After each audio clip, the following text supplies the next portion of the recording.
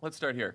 During a confirmation hearing earlier this week, Senator Lindsey Graham asked Attorney General nominee William Barr whether it would be a crime if, quote, the president tried to coach somebody not to testify or testify falsely.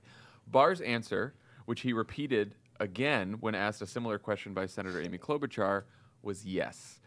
Then, last night, Jason Leopold and Anthony Cormier of BuzzFeed broke the following story. Here's the lead, quote, President Donald Trump directed his longtime attorney Michael Cohen to lie to Congress about negotiations to build a Trump Tower in Moscow, according to 2 federal law enforcement officials involved in an investigation of the matter. Trump also supported a plan set up by Cohen to visit Russia during the presidential campaign in order to personally meet President Vladimir Putin and jumpstart the tower negotiations. Quote, make it happen, the sources said Trump told Cohen. Brian, just to refresh everybody's minds, what do we already know for sure about the Trump Tower Moscow deal from both the previous BuzzFeed story by Leopold and Cormier and Mueller's sentencing memo? Right. So I guess we should start at the beginning of the story, which is that initially Trump and everyone around him denied that there were any contacts with anyone in Russia during the campaign at all. That's right. It was unequivocal. Very unequivocal.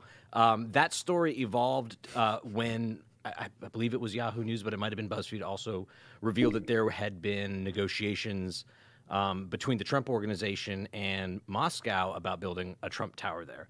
And this is where Michael Cohen put himself in jeopardy, is that in order to reduce the sense that maybe there was some kind of quid pro quo arrangement between the Trump campaign and Moscow, where the Trump campaign promised policy spoils and in return Moscow delivered election assistance and maybe a Trump Tower. A tower to boot. We'll help you win the election. We'll throw in a tower. Well, it's the election if you win, the tower if you lose. Yeah, yeah, that's true. And this is an important point because the BuzzFeed story suggests that the tower deal was going to be worth like $300 million to the Trump Organization, which is bigger than any deal they've had going back decades. So Plus, it was a real inducement. That's interesting. Plus, I bet they don't.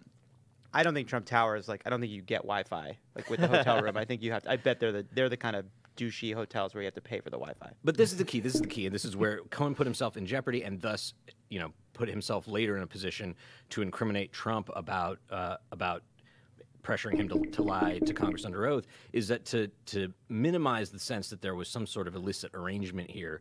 Cohen told Congress that this was a nothing deal. We had some early conversations about it. There might have been a letter of intent, but it went nowhere. And we stopped talking about it before the primaries were even over. It's not that big a deal. It turns out that the negotiations continued well into election season, and were much farther along than anyone let on, including under oath. And they involved not just Trump, but Ivanka Trump and Donald Trump Jr.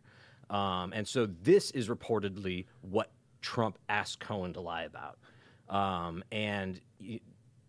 Cohen's already been charged. Essentially, he confessed that he lied to Congress under oath.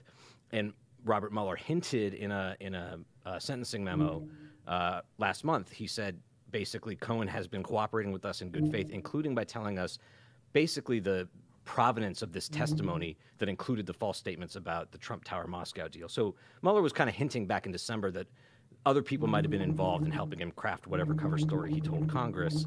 And now BuzzFeed is saying that was at the direction of Trump himself. So basically, Cohen tells Congress, you know what? We had there was the potential deal with Russia for a Trump Tower thing, but it ended in, I think, January of 16, right? And Trump wasn't really involved, and the kids weren't really involved. Donald Trump Jr. testified to Congress. I was, quote, peripherally aware of this deal, right? And so, no big deal, nothing happened. I didn't even really talk to them that much. And then we find out from Mueller's sentencing, so we know this is true, that Cohen lied about this, that they were talking about it well into the campaign, I think into June of 2016. That also Michael Cohen had not just been talking with random Russians about a tower, but had communicated with the Russian government itself, including Putin's press secretary, I believe. Yeah. And so that's all right. And so there was a lot more contact. So, and then this story that came out last night, how does this add to what we already know? What is the new information in the story? So this is that Trump told Cohen to lie about it, and that Trump was willing to go to Moscow during the campaign and meet with Putin himself? Yeah, Michael Cohen was going to go to Moscow first and basically, set up a future meeting between Trump and Putin that was going to happen when Putin visited New York for a meeting of the UN. That plan, I think, got scuttled because news broke in the Washington Post that the DNC had been hacked and that Russia was most likely behind it. And so things got too hot, that's a little too hot. And so they called it off. So what else new does this tell us? It tells us, suborning perjury is a crime. Importantly, it is a crime that has formed the basis of impeachment for Richard Nixon and for Bill Clinton. So if it is substantiated by Congress that Trump did tell Cohen to lie to Congress, they either have to follow the precedent that they set in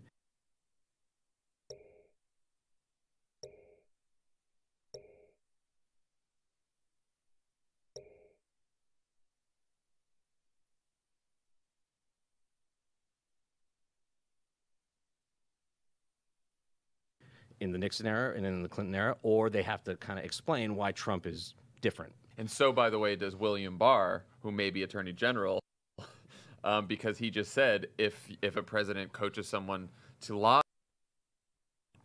That plan, I think, got scuttled because news broke in the Washington Post that the DNC had been hacked and that Russia was most likely behind it. And so things got too hot, that's a little too hot. And so they called it off. So what else new does this tell us? It tells us, suborning perjury is a crime. Importantly, it is a crime that has formed the basis of impeachment for Richard Nixon and for Bill Clinton. So if it is substantiated by Congress that Trump did tell Cohen to lie to Congress, they either have to follow the precedent that they set in the Nixon era and in the Clinton era, or they have to kind of explain why Trump is different. And so, by the way, does William Barr, who may be Attorney General, because he just said if a president coaches someone to lie to Congress, it is a crime. It would be so Trump, by the way, to just withdraw Barr's nomination now. Just to be like, he should. Well, there was also that story that said Trump was caught off guard by how chummy Barr and Mueller were. Like, wait, they're friends? They hang out? Their wives are friends? What the fuck? Yeah, that's not what I was. That's not what I was bargaining for. So. Brian, you alluded to this.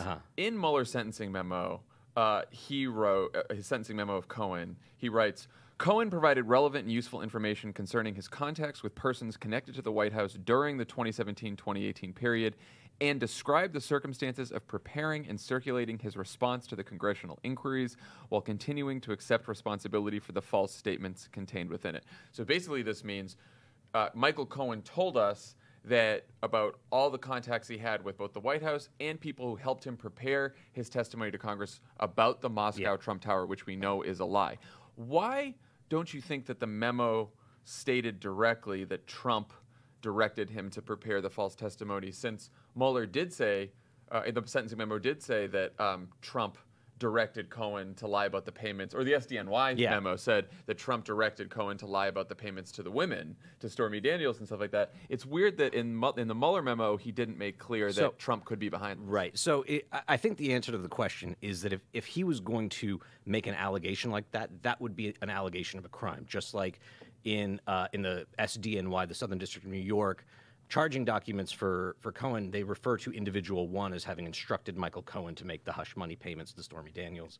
And prosecutors just do not make criminal allegations outside of indictment. So this was a sentencing memo that was meant to suggest to a judge, you can be lenient with Michael Cohen because he's providing us useful information. To back that up, he can't say, and here are the crimes that we know happened. But what he can do is say, we got useful information about X, Y, and Z.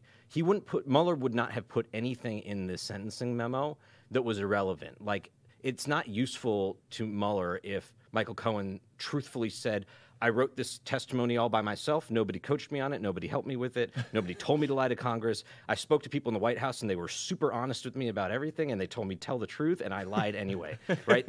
Like, that would not be something that Mueller then went to a judge and said, look at how honest he was. Like, you can be lenient with him. The point of putting it in there is to suggest Cohen told us about more bad acts that happened around this testimony. And presumably, if Mueller does include this as part of whatever his report is or whatever is to come, he will do so while substantiating it. Yes. Because you see, first of all, the BuzzFeed report doesn't just rely on Michael Cohen. Right. It relies In fact, on it doesn't rely on Michael Cohen at all. It's funny because the Giuliani, White House, Fox News, it's all the same response is, Michael Cohen is a liar. How could this story be about, like, anything Michael Cohen says you can't trust because he's a liar? It's like, well, fine. And then Jason Leopold, who wrote the story, was like, yeah, we didn't rely on Michael Cohen. In fact, I'd love to talk to Michael Cohen. Michael, you know my number. Please call me. We'd love to hear you for the story. Because they didn't rely on Michael Cohen. What they relied on is, it said, the special counsel's office learned about Trump's directive for Cohen to lie to Congress through interviews with multiple witnesses from the Trump organization and internal company emails, text messages, and a cache of other documents. Cohen then acknowledged those instructions during his interviews with Mueller. Right. This is important because it that captures a lot, though, right? That captures a very important moment in Michael Cohen's life. It's important on two fronts. One is that the claim in the story is that Mueller had Trump dead to rights on suborning perjury, and then Cohen confirmed it. Yeah. Okay. That's incredible. So it's not just Mueller saying that Cohen told him this, and he's taking Cohen's word for it. And then the second point is that in reporting it, BuzzFeed didn't go to Michael Cohen and say, "Oh yeah, Mueller's got Trump dead to rights on obstruction of justice and suborning perjury." They got it from law enforcement sources, and may have confirmed it with Cohen's subsequently, but they didn't source the story to Cohen, and according to the story, Mueller isn't sourcing the allegation, if it's to come, to Cohen either. He's got it from documents and from other witness testimony. And normally you'd say, well, presumably nobody would be so stupid as to put this kind of brazen criminality in email. And yet, time and again, that is exactly what they do inside of the Trump organization. We have seen emails from the Trump children saying things like, no one can find out about it. If they do, they'll know it's fraud. Or if it's later in the summer.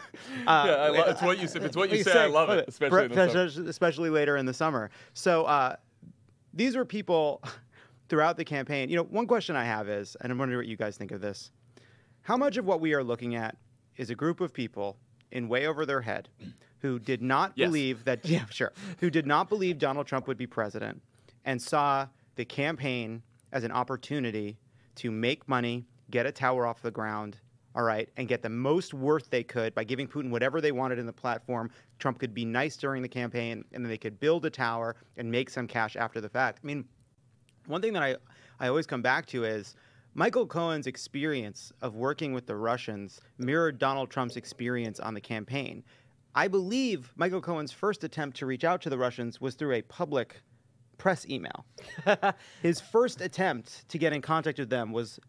I don't even know if it was the first attempt, but it was certainly a successful attempt because that was he eventually someone responded to him and he talked to the government. So, but the Russian government, this is not some like low level like assistant to the assistant. This isn't like assistant. info at RussianGovernment.com. But he's reaching out blindly, right, and seeing just how much being connected to Donald Trump can get him. And it turns out the closer Donald Trump got to being the nominee and then the president, the more and more it got him, and none of them ever looked back.